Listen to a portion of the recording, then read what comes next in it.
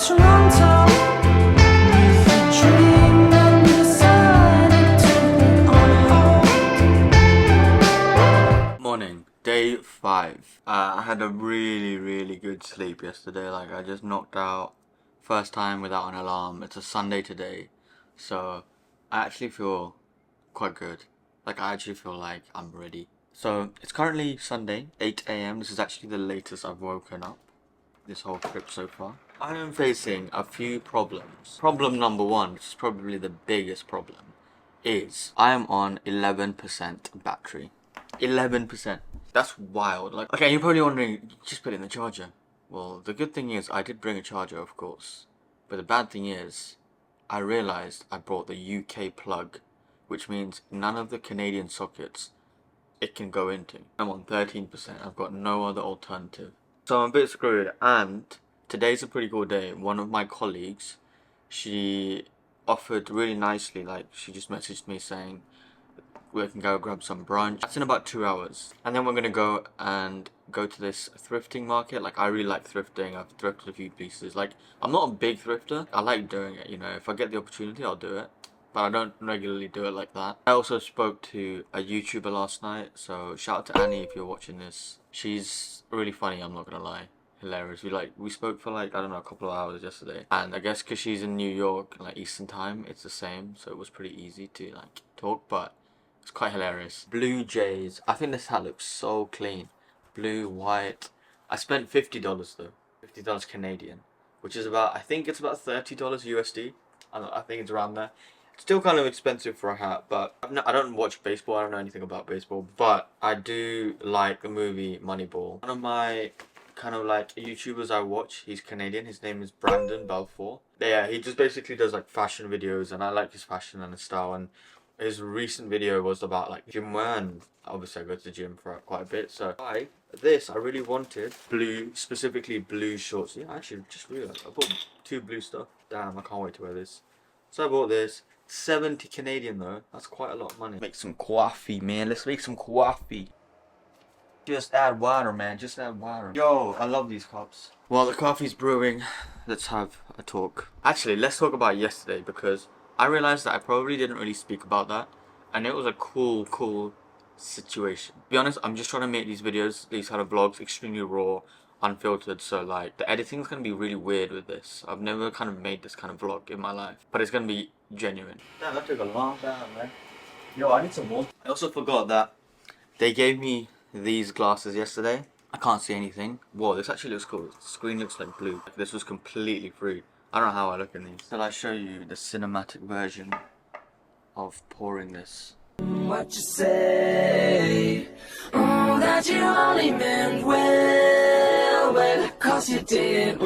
Yeah, it's not a dream anymore. Welcome to reality. So yesterday was pretty cool. I went to this shop called Banana Republic? No, Club Monaco. And I've seen it again. These are all from Brandon's videos. I was just like, damn, I gotta check these out. The Canadian stores actually. It was pretty expensive, I'm not gonna lie. I didn't buy anything, but the clothes are pretty nice. It was like a high-end Zara. That's the kind of vibe I'm getting, but it was quite cool. And then when I was in there, I met this shop assistant. You know, somewhere in the conversation, I tried to explain to her, yeah, I'm actually solo traveling, and she's already also done solo traveling in the past. And she was like, yeah, like, come out and hang with me and my friends. Around 4 p.m, I went, hung out with her friends. We went to grab some food, went to grab some drinks. And yeah, like, it was a really cool day. Like, I made a whole day out of it. And these are just like random people that I just met on that same day. Yeah, that was really cool. I'm not gonna lie, that's never happened to me in my life. Like, I'm always with my friends when I go on holiday. I'm always with people. This is like completely stepping outside of my comfort zone, going up to people and just talking, and as a result I got invited out.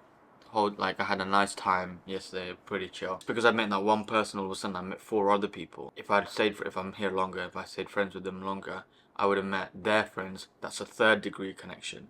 So like, it just multiplies and grows. Google this thing called 7 degrees of separation. It's like, you're only 7 people away from like anyone. Okay, so what I just did is I connected my work laptop to my iPhone. I'm gonna try use up all the battery in my work laptop. One of the conversations I had yesterday with Annie, we were talking about relationships as well. I realized, right, I wanna do YouTube full time, right? I made this quite clear in my other videos, and that is like my dream goal. For Annie, she started making videos in 2009, so she would have been like 8 years old. Me, also very similar. I remember making videos for YouTube, 10 years old, yeah. Actually, yeah, me as well, to be honest. I started making videos on YouTube in 2009, 2010, that kind of era. It was kind of crazy, like I was making Club Penguin videos. If you remember the game Club Penguin, that was like the OG days. Like I was proper into Club Penguin, me and my friend. My name was Flappy7048. I still remember that. We would like screen record our like game and stuff.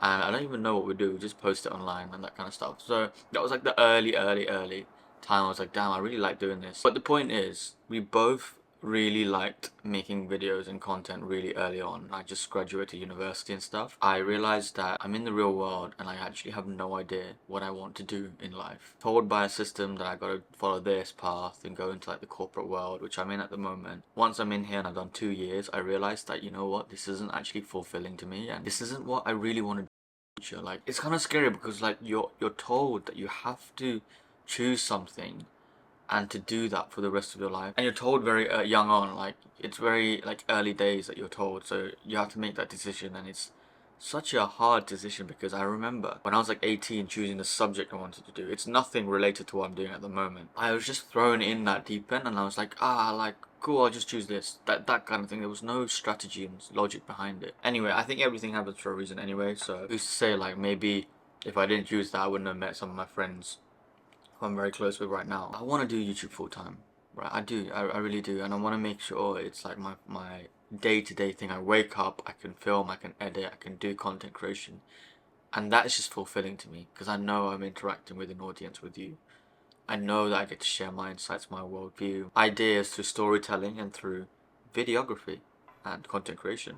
And I think that's really fun and like, it's just fulfilling for me. So then I have to realize that it could be a long game, right? It could be a long game. Annie she was saying like she doesn't do it for the money, which it makes complete sense when she explained this. But whenever like an opportunity with money becomes like the key thing, and that activity or that hobby, it goes bad. It goes bad, and fair enough to her. Like, I completely understand that. For me, like, I would need money to sustain myself. Just gonna keep going. Just gonna keep going and then see where we kind of go down. But I was telling her like that my issue at the moment is that it's not about dating itself. It's like fitting that person in. At the moment, like my work is quite a lot. My daytime job. So I wake up at 6 a.m.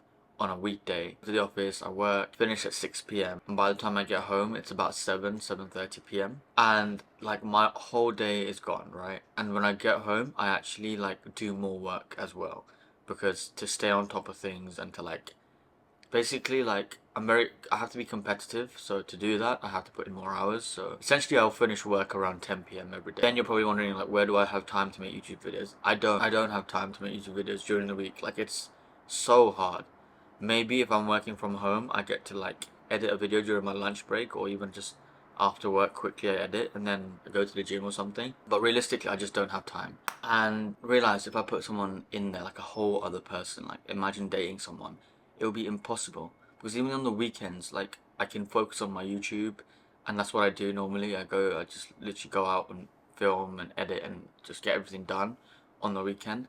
Fitting someone in is gonna be difficult. Unless they're on like the same kind of trajectory or share the same sort of values, then potentially that might be work, but like it's hard to find someone like that. Dating as well, this is what Annie said as well. So dating itself is such a time consuming thing. Like, you have to go and like you have to date someone, speak to them, and then there's like a talking stage, right? And then whatever. But I don't know if I can be asked. Then again, you have to do it. Like, it's a skill in itself. You wanna learn, right? You wanna keep going, because if you neglect dating as a skill, then you're gonna have some serious issues. This quarter, right? It's Q2. I've set myself a target to date 3 people, or go on 3 dates basically. Speak to people, get to know someone. That's it. Like, there's no intention like progress this further, right? If it happens, it happens. Vibe. If we click, then we can move. I'm not trying to force it. I don't want to be someone that I'm not, because if I'm not authentic, then like if I put on this front, like yeah, like I gotta impress you, whatever. My whole dynamic, if that becomes a relationship, is me trying to impress them and me trying to be someone I'm not.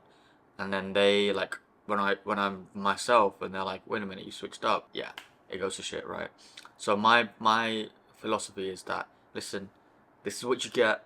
If you take it or leave it, that kind of philosophy. And this is me just being completely real with you, authentic.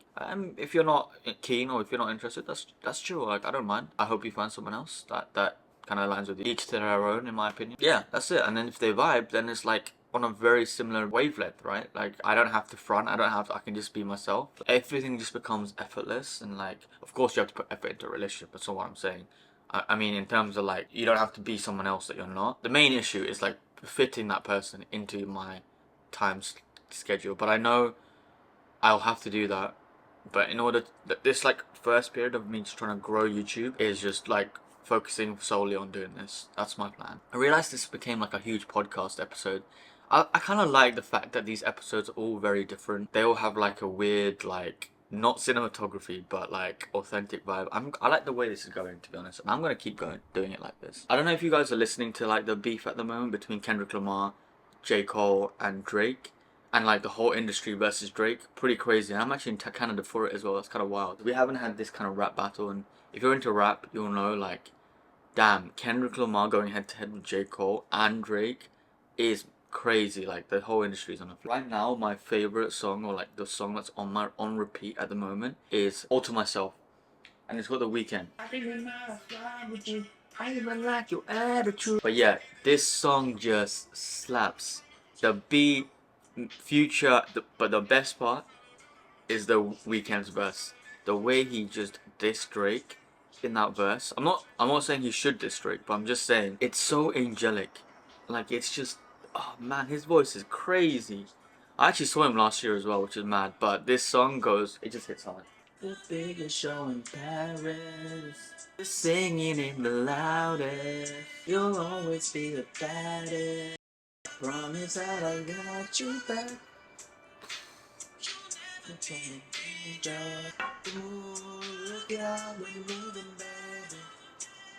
They could never diss my brothers, baby. When they got leaks in the operation, I thank God that I never saw my life away. Damn, that is... Ah, man, that's my verse of the year so far. I think that's just so hard. Yeah, sorry. I'm probably gonna get copyright strike for this. But, fuck it. But still, it's just such a banger. It's such a banger. And to be honest, I do like some of the other songs as well. I like from the album so far. I was literally walking in like Toronto last night and just like going downtown, headphones in, listening to the whole album. It was just a vibe. But anyway, I like We Still Don't Trust You. I think the beat for that is crazy. And also The Weeknd goes hard in this one as well. They sing my song really loud. I feel like I'm in like some next level like Dune like movie or something. I'm running through the battlefields. I don't know why, but that beat is wild. The next song I like is Nights Like This. Instrument, is it a trumpet or whatever? I don't know. Nights like this when you nights like this I send a call for you. Those are my top 3 songs so far. Maybe it will change, but All to Myself, crazy. Listen to that song, honestly, listen to that song, it's banging. I was really sidetracked here. Okay, not bad, it's a 40-minute walk. I have to be there at 10:30, which means that I leave here at 9:30, 9:40. I should get there on time or just before, which would be nice. And it also allows my phone to be charged. We've got a plan. We've got a plan.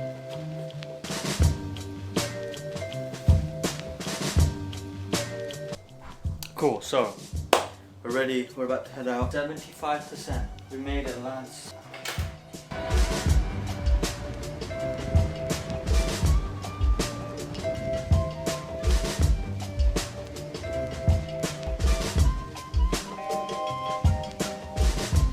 So I'm actually walking through like the suburbs of Toronto, which is quite cool because I get to see like it from a residential standpoint. Really quiet Sunday morning walk. It's actually cold, I'm not gonna lie, that's the one thing that kind of like, it is cold. I have to really layer up. I'm used to it because of the UK, but at the same time, I feel like this cold, it can just get really bad. Like, I can see it really being really tough in the real winter times.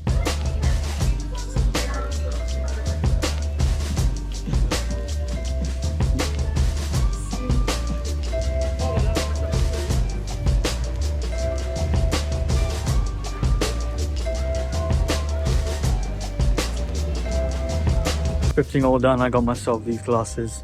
I actually really wanted to get some glasses.